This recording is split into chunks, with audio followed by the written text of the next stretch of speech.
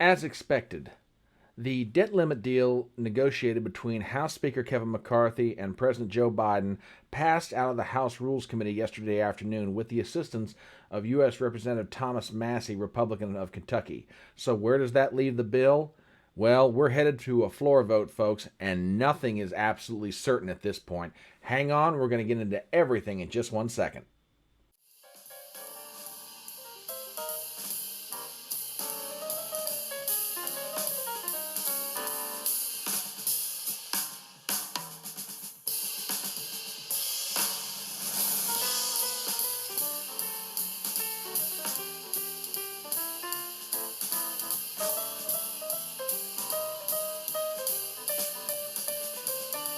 My name is Brian Trippett. I am your front porch conservative.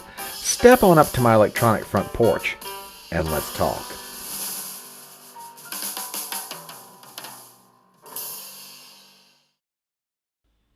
Now, as I said, it was expected that Thomas Massie would go along with the other members of the House Rules Committee to move the debt limit deal to the floor. As he stated back in January, he would not use his position on the Rules Committee to hold up any legislation or hold it hostage. He would rather let the full House vote on the question, which, okay, I can't disagree with him. I find that position to be honorable. But now it sets up a very big floor fight over this, and nothing is guaranteed. Now, if you listen to Speaker McCarthy and the House Republican leadership, they say they've got the votes to do this. But as an old friend of mine taught me a long time ago when it comes to politics, never listen to what they're saying, but always watch what they're doing. So let's get into this. We start our coverage with thehill.com. Headline, Debt Ceiling Vote Live Coverage, Chorus of No Votes Grows.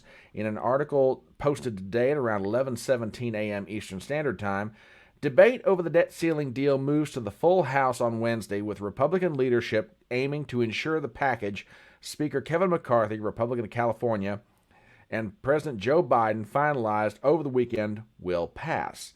The bill requires a simple majority, which is 218. The measure cleared a key procedural hurdle Tuesday evening when it passed out of the Rules Committee on a 7-6 vote. With Republican rules requiring a 72-hour reading prior for a bill, voting will not begin in the House until Wednesday evening. Only a handful of days remain until the nation hits its X date on which it could default June the 5th. Now, let me back up for a second. I have mentioned it before and I mentioned it again. The federal government in 2022 took in $5 trillion of revenue, according to estimates.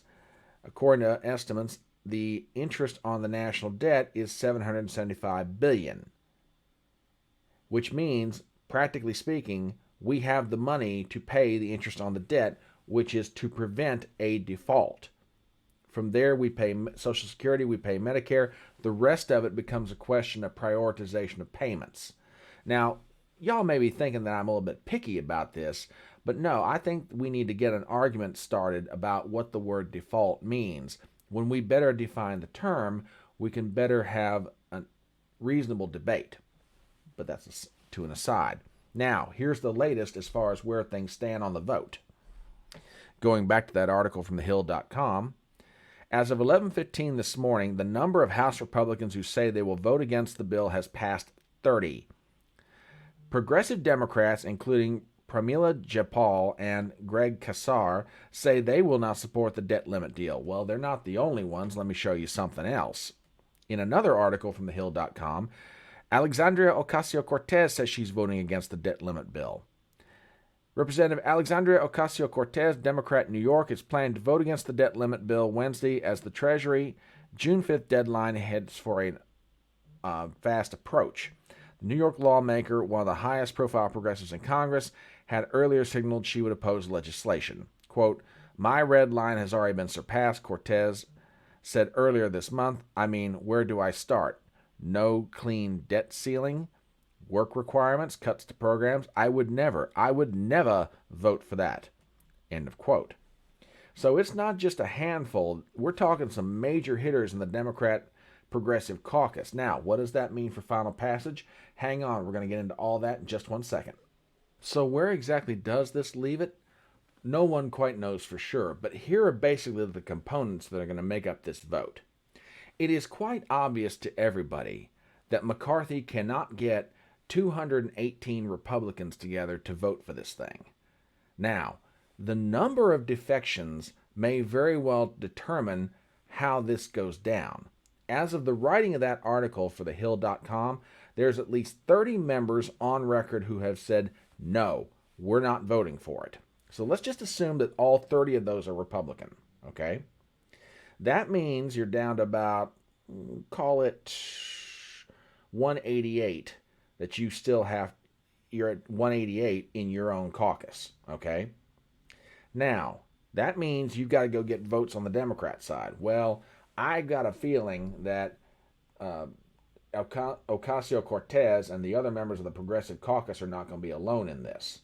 Keep in mind, the Democrats have just about 211 to 212, if I remember correctly, as far as their minority is concerned. You take a bunch of progressive Democrats out, that only leaves a handful on the Democrat side. If the number of Republican defections gets high enough, couple that with the progressive Democrats, then that means you've only got a very slim number of Democrats that you might, and I say might, be able to persuade to vote for this thing. And that also begs a question. If House Speaker Republican Kevin McCarthy has to go to Democrat Hakeem Jeffries, the minority leader in the House, and try and get some votes, what kind of a price is Hakeem Jeffries going to extract from McCarthy to make that happen? And what kind of side deals will those Democrats cut with McCarthy to get their vote? I tell you what, I will give McCarthy and his team credit. They're doing a wonderful acting job because, frankly, they've got no reason to be acting that way. This passage is not altogether secured yet. Now, what's going to happen is the House will take a procedural vote at about 3, maybe 4 o'clock in the afternoon. The procedural vote is just that. It's basically a test. McCarthy wants to know if he's got a majority to be able to move this thing. If he does, they'll start the debate leading to final passage, or I should say the final vote, on whether or not it's going to pass or fail, which means this is going to be late into the night before they take the final vote. Now, that's the drama in the House. What's going on in the Senate? Well, it ain't much better. Hang on, let me show you something. Rand Paul, Republican of Kentucky, has introduced an alternative version for a debt limit increase plan. Get our fiscal house in order. This is from Fox Business, written by Anders Hagstrom. Senator Rand Paul, Republican of Kentucky, introduced legislation providing an alternative to House Speaker Kevin McCarthy and President Biden's debt limit deal on Tuesday. Paul's bill would raise the debt limit by just $500 billion, forcing Congress to act in the near future to address America's debt problem with a more lasting solution. The bill would also impose automatic budget cuts to be imposed each year moving forward. Quote, 60% of Americans say Congress should only raise the nation's debt ceiling if it cuts spending at the same time. I would guess the Americans answering that poll meant real cuts in spending, not an annual increase of 1% above already bloated levels of COVID-19 spending, Paul wrote in a statement. Now, I say there's a certain amount of drama that goes into the Senate vote as well. Keep in mind that Senate split 51-49. That means that Schumer's got to get to his counterpart Mitch McConnell, Republican of Kentucky, and get him to swing over about, call it 10, maybe 11 votes so they can pass this thing out of the Senate, get it to Joe Biden, he signs it, debt limit is increased. Now, Rand Paul is not the only one who's unhappy with what McCarthy and Biden negotiated. Take a look at this from thehill.com. Rick Scott, Republican of Florida, says he will oppose the debt limit bill. Now, how much of this is pro forma, how much of this could be actually whipping up a no vote remains to be seen. But I am not totally convinced yet that this thing is ready to pass. And the House is going to be where this gets decided. And for McCarthy, win or lose, he's got an even bigger problem. Take a look at this article. This is from the Epoch Times. House Freedom Caucus vows reckoning if GOP passes debt limit bill. In an article written by Samantha Flom, Members of the staunchly conservative House Freedom Caucus have promised a, quote, reckoning if their Republican colleagues support the debt limit deal struck by House Speaker Kevin McCarthy and President Joe Biden. Quote, if you're out there watching this, every one of my colleagues, let me be very clear. Not one Republican should vote for this deal. It is a bad deal, U.S. Representative Chip Roy, Republican of Texas, said at a May 30th press conference in front of the Capitol. For months, Republicans have pushed for a responsible increase to the federal borrowing cap, currently set at $31.4 trillion, that is coupled with future spending cuts. Democrats, on the other hand, have demanded a clean increase free of any budget cuts.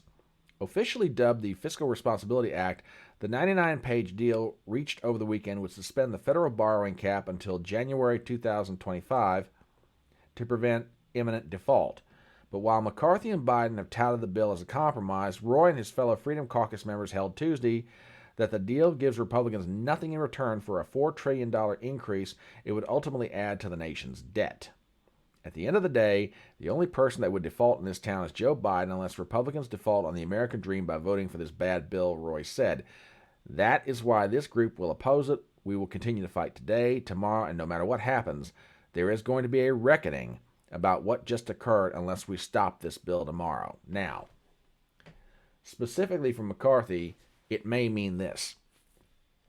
One of the rules that was passed back in January that McCarthy agreed to in order to secure his speakership was that any member of the House could bring what's called a motion to vacate the chair. Now, in simpler language, think of it like a no-confidence vote. In other words, the Speaker of the House does something that offends what may be a majority of the members. A motion to vacate basically says, we're removing him from the chair of the House. Now, if this gets passed, if the debt limit bill as constituted gets passed and sent over to the Senate, are there going to be enough Republicans ready to do this? I don't know. It remains to be seen, but I know this. Any trust that McCarthy had from the Freedom Caucus and other fiscally conservative members of the House is gone. He has absolutely frittered it away. And frankly, he frittered it away on a deal that is no deal at all. There are no real spending cuts in this bill. Joe Biden gets almost everything he wants, and as usual, the American people are getting the shaft. But that's what I think about it. As we start to wrap this up, please do me some favors as always. Number 1, if you're not a subscriber to the channel, please do so. Number 2, hit the bell for notifications. I want to make sure you're always aware when we've got new videos coming out. Number 3, please leave a comment. Also, share the video around. I'll take all the help I can get as I am a one-man band. And finally, please give me a thumbs up on the video. My name is Brian Trippett. I am your Front Porch Conservative, and I'll see you next time.